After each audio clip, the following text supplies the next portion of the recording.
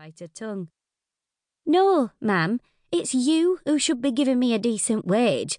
You've been paying me 10 shillings a week since I left school at 14 and I'm 22 now." "You're forgetting board and lodgings, aren't you?" "No, I'm not. You've been charging Jim for the two of us living here." "I charge you the going rate. What's wrong with that?" Helen shook her head in frustration. "I'm telling you this. When I move out, I want you to pay me the same as any other woman working in a shop." "Who do you think I am, Woolworths?" "If you don't, I'll just get another job. I've heard they want women in the factories to replace the men called up and the money's very good." Her mother pretended to laugh. "You wouldn't last 2 minutes in a factory. You've had it easy for too long." "You know what, ma'am? I think I'd like to go out to work.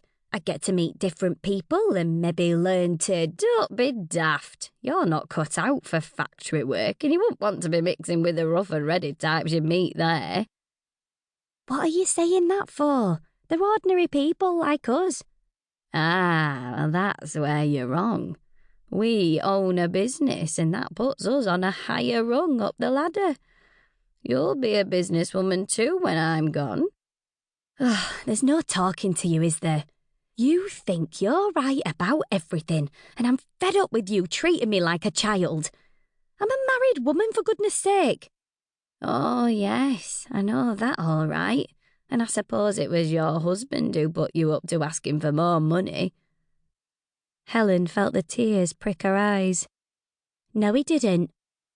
I just want what's fair, ma'am. Otherwise..." Her voice wavered.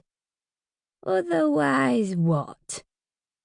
Helen jammed the knitting needles into the ball of wool and stood up to face her mother.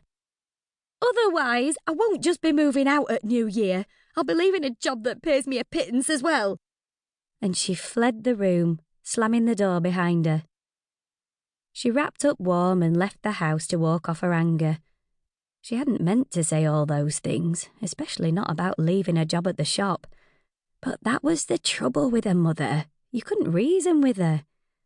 Normally, Helen would just let her win, but she had no right to speak about Jim the way she did. She turned the corner onto the main road just as a Salvation Army band outside the co-op struck up "Oh, Come All Ye Faithful," and the small crowd gathered around them began to sing along. Her steps slowed. She joined in and, in the time it took to sing a few carols, her anger had gone. She popped a threepenny bit into the collection box and crossed the road to the croft opposite where a man was selling Christmas trees. Her mother looked up from peeling vegetables when she came in and she rolled her eyes at the little tree, but said nothing. Helen didn't care. This would be their first Christmas together as man and wife, and she was determined to make the dreary living room behind the shop a bit festive. She put the little tree in a bucket of ash and fetched the decorations from the cellar for her and Jim to decorate it after the tea. Then she set about the cricket sweater again. With 3 days to go before Christmas, she was determined to finish it. The table was set, the potatoes and vegetables were boiled, and the brisket, small as it was, rested on the carving dish. The clock ticked on towards 6:30. Jim would be on his bike by now. She wanted to see his face when he saw the tree, wanted to tell him how she'd stood up to her mother, wanted to share her excitement about starting a family. The sound of the air raid siren went from a low whine to an incessant scream in seconds, impossible to ignore. "For heaven's sake," said Helen. "That's all we need." "Never mind standing there complaining," her mother shouted. "Shape yourself and get the trays. We'll have to eat in the cellar."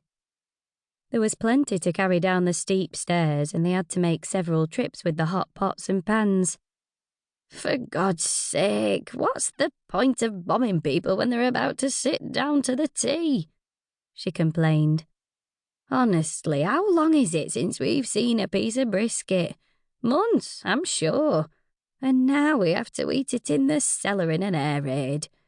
It had better not be another false alarm." Helen was hard on her heels with the warm plates.